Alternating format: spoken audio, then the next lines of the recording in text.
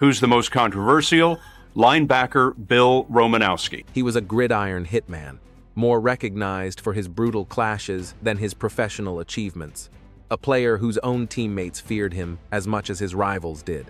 Breaking bones of his opponents and even a teammate. This was a man who didn't just torpedo a teammate's career. He obliterated his own in the process with his bare fists. A volatile mix of performance enhancers and CTE forged him into one of the most dreaded figures in the annals of the NFL. This is the story and the tragic downfall of Bill Romanowski. Childhood and high school. William Romanowski came into the world on April 2nd, 1966, in Vernon, Connecticut, to his parents Bill and Donna Romanowski. He was one of 5 kids, and though Bill and Donna were hard workers, resources were always scarce in the Romanowski home. His father, a former basketball star, intensely pushed his son to follow in his path and pursue a life in sports. It soon became obvious, however, that basketball wasn't his destiny. His true calling was on the football field. Growing up, Bill idolized Herschel Walker, adopting the legendary running back's punishing workout, 100,000 push-ups and 100,000 sit-ups a year, as his personal gospel. This dedication transformed him from a 5'9", 140-pound high school freshman to a player with a college-level physique by the time his senior year began. At Rockville High School, Romanowski was a talent of the highest caliber. After his high school playing days were over, the nation's most prestigious football programs were all trying to recruit him, including Boston College, Miami, and Notre Dame. Looking back on that time, Romanowski recalled, "I could either enlist in the military or get a sports scholarship." As luck would have it, he got the chance to pick the scholarship, choosing to stay fairly close to home and enroll at Boston College. College career.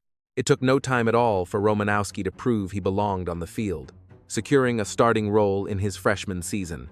Unfortunately, at that time, the way stats were kept for defensive players wasn't nearly as detailed as it is today. So, for linebackers, interceptions were the primary statistic that was tracked. During his first year, he picked off 2 passes in the 11 games he played. Boston College opened the season ranked as the 19th best team in the nation and went on a remarkable run, which included victories over 9th-ranked Alabama and 12th-ranked Miami. They concluded the regular season with a 9-2 record, securing a berth in the Cotton Bowl, where the Eagles faced off against the Houston Cougars. The contest was hardly a close one, with Boston College winning decisively, 45-28.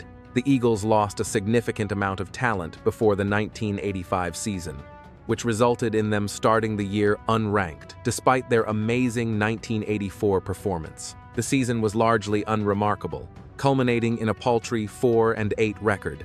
Romanowski ended the year with only a single interception, but that was never the statistic that defined his true worth. He was already making a name for himself as a punishing linebacker who instilled terror in his opposition. He spoke on the contrast in his college mindset versus that of his teammates, saying, "While my friends were out until 4 or 5 in the morning, I set my own curfews to make sure I got a minimum of 8 hours of sleep." The team's luck changed during his junior year, although they weren't able to break into the top 25 rankings until after the season concluded. They finished the year strong with a 27-24 victory in the Hall of Fame Bowl against the 17th-ranked Georgia Bulldogs. Romanowski also achieved a new personal record that season with 4 interceptions. During the 1987 season, Romanowski's final year, Boston College experienced a severe decline. Though their star linebacker still managed 2 interceptions and was named a second-team All-American, he couldn't lift the team up all by himself. The Eagles limped to a 5-6 record, and Romanowski's time in college concluded with a brutal 45-7 loss to Syracuse. Then, it was draft day. Although his time at Boston College ended on a downbeat note, Romanowski had done more than enough to show he was an NFL-caliber player and a top-tier prospect. Even as his team faltered, he was a consistent bright spot on the Eagles roster. Shining even in their losing seasons, he was the exact model of what organizations were searching for in a linebacker in that era. He was a vicious hitter who played with absolutely zero concern for anyone's well-being on the field. In addition to that, he had demonstrated during his tenure at Boston College that he was also adept at defending against the pass. In the third round of the 1988 NFL Draft, with the 80th pick overall, the San Francisco 49ers selected Romanowski. This was among the greatest things that could have befallen a rookie player during that period.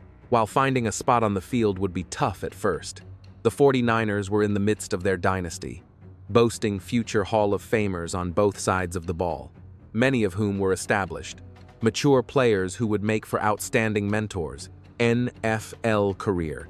Yet, while the 49ers defense had fantastic role models like Ronnie Lott, it also had one of the few players from that time whose reputation was even more infamous than Romanowski's Charles Haley. Haley was completely unhinged, both on and off the field. He was a man known for making life a living hell for everyone, from teammates to opponents. Romanowski found himself in Haley's sights before he had even played a single down in the NFL. He told a story that started with pure harassment and ended with a fistfight, explaining how he'd always single out one rookie to break. As soon as they hit training camp, he was all over them in their face, calling them every name in the book, just making their lives hell. My year was 1988, and I was that guy. For a full day, I just took it, trying to get the lay of the land and mostly brushing him off. But by the second day, I'd had enough and told him, "All right, Charles, let's take this outside." He just laughed it off. Day 3. I said it again, "Let's go outside. We can end this right now. But I'll make you a promise only one of us is walking back in here. And it won't be you." Then on day 5, we were out on the practice field running special teams.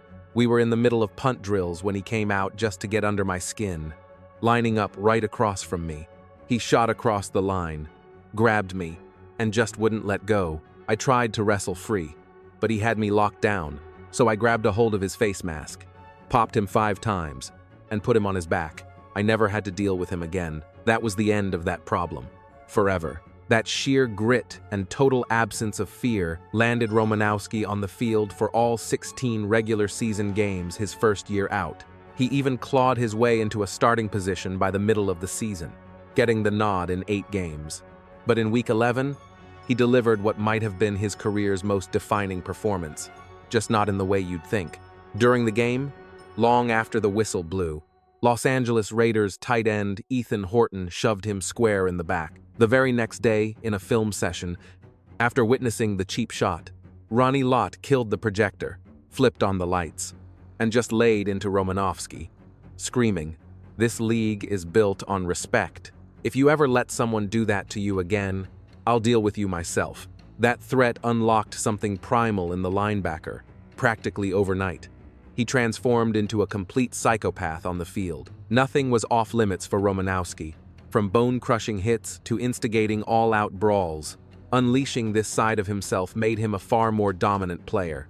In the Super Bowl, he snagged what was arguably a game-sealing interception in their 20-6 victory. He closed out his rookie year with 53 tackles and 3 forced fumbles. Romanowski was a man without an off switch, even in practice. He described the first padded session of the 1989 season, saying, "I had absolutely leveled Roger Craig on the very first padded practice of the year. Romu, what the hell is wrong with you?" Roger was screaming at me as he picked himself up off the turf. It was only my second year with the 49ers. Now, you have to understand, this was the legendary all-pro running back Roger Craig, and I was just some kid, a third-round pick fighting for a starting linebacker job. I got right in his grill. "Helmet to helmet. You better get ready, because I'm coming like this all day." I was practically unhinged, channeling a dark energy for the game that I was obsessed with. Roger just stared at me, this wild-eyed young linebacker, looking completely stunned. I think he honestly believed I had snapped. But the truth was, I hadn't lost my mind at all. Yet, despite this ferocious new intensity, Romanowski had a tough time securing a permanent starting role. Only starting in 4 of the 16 games he played, he still put up an interception, a forced fumble, 1 sack, and 53 tackles that season, cementing his value as a key weapon in that legendary defense. San Francisco steamrolled their way to a second straight Super Bowl title, absolutely demolishing the Denver Broncos in a 55-10 blowout. 1990 was the year Romanowski finally broke through, locking down the full-time starting job for good. He posted 79 tackles and a sack that season. The 49 era seemed unstoppable on their quest for another Super Bowl, closing out the regular season with a stellar 14-2 record. But in a stunning upset in the NFC Championship, they were taken down by the New York Giants, losing by a heartbreaking final of 15-13. It was in that battle against the Giants that one of Romanowski's most notorious moments occurred. Buried at the bottom of a pile, he was desperately trying to rip the football away from Giants running back Dave Meggett, infuriated that he couldn't wrench the ball loose. Romanowski took a different approach. He grabbed one of Meggett's fingers and bent it back until he heard it snap. He remained the starting right outside linebacker for San Francisco for the next 3 seasons, never missing a single start. During that period, he tallied an interception, 3 forced fumbles, 3 sacks, and a staggering 260 tackles. Yet, despite his individual dominance, the 49 ERS could never recapture the Super Bowl glory they'd experienced in his first 2 years with the team. Regardless, Romanowski was carving out a fearsome reputation as one of the most punishing hitters in the entire league. But that reputation came with another label. He was known as a dirty player. There's a story from his time with the 49 ERS where, early in a game against the Minnesota Vikings, he openly threatened their Hall of Fame receiver, Chris Carter, telling him he was going to put him out of the game. Carter responded by putting a price on Romanowski's head, promising his offensive line he'd buy them all dinner if they kept him safe for the entire game. The very same ferocity that defined Romanowski as a player might have also been what sealed his fate in San Francisco. Word was that he was enraging his own teammates by constantly taking cheap shots at Jerry Rice during 49 ERS practices. Rice wasn't just another player, he was the icon of the franchise, the undisputed greatest receiver to ever play the sport. Jeopardizing his health was a gamble the organization simply wouldn't take. So, on draft day in 1994, Romanowski was shipped off to the Philadelphia Eagles for a 2nd and a 6th round pick. A new city and a new team did absolutely nothing to tame Romanowski's aggressive style of play. In week 2 of the 1995 season, he got tossed out of a game for the very first time in his career. It happened after he repeatedly kicked Arizona Cardinals fullback Larry Centers right in the head. On top of the ejection, he was hit with a $4,500 fine. But even with the controversies, his on-field performance was undeniable. He helped lead Philadelphia all the way to the divisional round in that 1995 season. But in Romanowski's final year with them, the team stumbled and failed to even reach the postseason. Across his 2 years on the team, his stat line read 4 interceptions, 2 forced fumbles, 3.5 sacks, and 129 tackles. For the 1996 season, Romanowski packed his bags for a 3rd time, joining the Denver Broncos. He was an instant fit, quickly cementing himself as the linchpin of Denver's defense. His debut season as a Bronco saw him snatch 3 interceptions, tally 3 Surrey sacks, and make 77 tackles. This dominant performance earned him his very first trip to the Pro Bowl.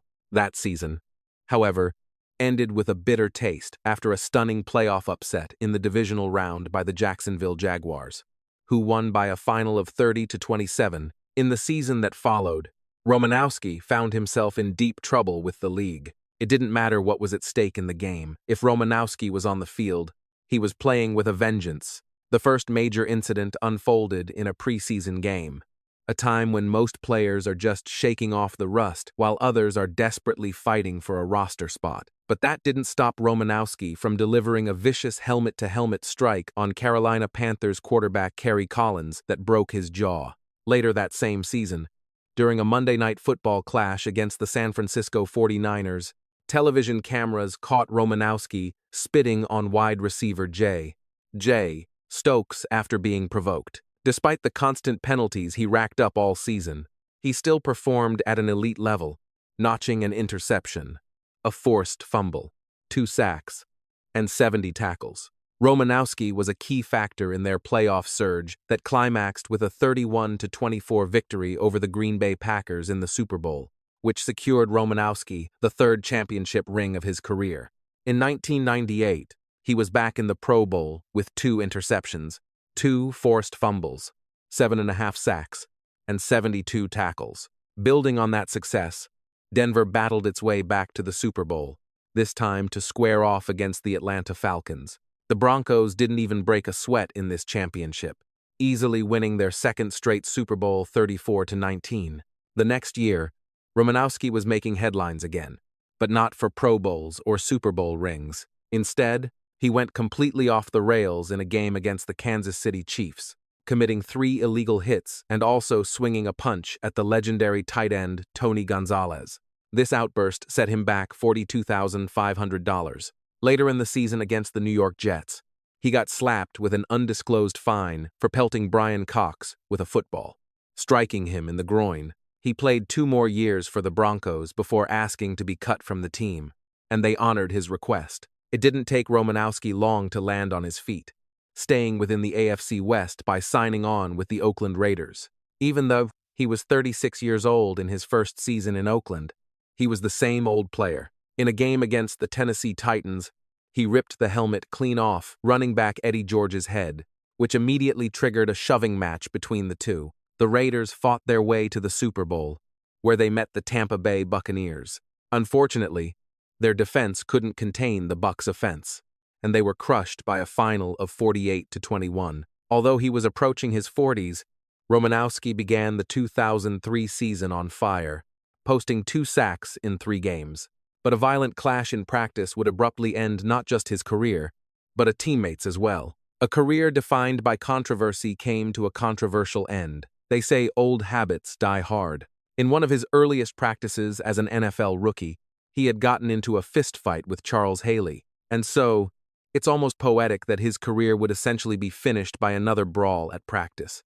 Accounts of what actually happened in the fight are varied and conflicting. Romanowski alleges he was simply retaliating to a push from behind, whereas Ryan Prince, a fellow teammate, stated that Romanowski threw the first punch, which knocked Marcus Williams's helmet off. With the helmet off, he threw a second punch that would shatter 2 NFL careers. He made contact, smashing Williams right in the eye. The blow ended up crushing his eye socket and even causing brain damage. The dark clouds of allegations would follow him into retirement. After he left the league, a bombshell story broke that started to connect the dots. In 2003, the client roster of the notorious Bay Area steroid lab, Balco, was leaked to the press. Romanowski's name was on that list of alleged clients. It was already common knowledge that Romanowski took a personal pharmacy of supplements, gulping down 100 pills a day and spending $200,000 a year. What no one knew, however, was the exact makeup of that concoction and that steroids were part of the dangerous cocktail. He eventually admitted to using steroids, but he insisted the use only occurred during the 2001 to 2003 seasons. Besides the steroid use, the constant head trauma he sustained offers another potential explanation for the numerous violent episodes throughout Romanowski's career. Both he and his wife were brought up on prescription drug fraud charges for this. Although the charges were ultimately dropped, he lasted 17 years in the league, and when discussing the physical toll, he confessed, "The end was getting near, and it scared me. The concussions were racking up. Every time I would get a good hit on somebody, I would be dazed, confused. My memory was starting to go." He estimated that he'd suffered nearly 20 concussions during his time in the league. To put that in perspective, in today's NFL, 3 or 4 concussions is often enough to force retirement. After his time in the league was done, he was confronted with accusations of racism. This came after he posted a now-deleted tweet that said, "You will never last in the NFL with that attitude. The world doesn't revolve around you. Boy." Cam Newton. He later tried to clarify on Twitter with a post that said, "Calm down. Everyone. I meant he needs to grow up." He was soon forced to hold a press conference, where he attempted to clean up his initial statement and offered an apology. This controversy also prompted a deep dive into his past, bringing up old fights, especially the notorious incident where he spat on J.J. Stokes. Despite the firestorms he ignited on and off the field, Romanowski remained a household name, a fact that paved his way into video games and movies. He made his mark on the big screen, appearing in films like The Longest Yard, Shooting Gallery, The Benchwarmers, Venus, Get Smart, Bedtime Stories, Jack and Jill, and Blended. Beyond gracing the cover of the video game Blitz the League, he ventured into business, creating the supplement company Nutrition 53 and becoming a minority owner of NASCAR's Swan Racing. Ultimately, he laid his story bare for the world to see by co-writing his autobiography, Romo, My Life on the Edge, Living Dreams and Slaying Dragons. He never strayed far from football, even taking on a role as the defensive coordinator for Piedmont High School. In addition to this, he actively sought a path back into the big leagues as a coach. He put himself in the running for the head coach position with the Denver Broncos in 2009 and was later in the conversation for the strength and conditioning coach of the Washington Commanders. Once he retired, his financial situation quickly spiraled out of his grasp, forcing him to pay $415,000 to Marcus Williams for the career-ending punch he threw. By 2024, it all came crashing down when he declared bankruptcy after the IRS sued him for over $15 million in unpaid taxes, solidifying his reputation as one of the most notorious players in NFL history. ESPN even ranked him as the fifth most infamous player in the history of professional team sports. But for all his faults, his dedication and impact on the game are beyond question, ending a 16-year career with 1,118 tackles, 39.5 sacks, 19 forced fumbles, 18 interceptions, and 1 touchdown return.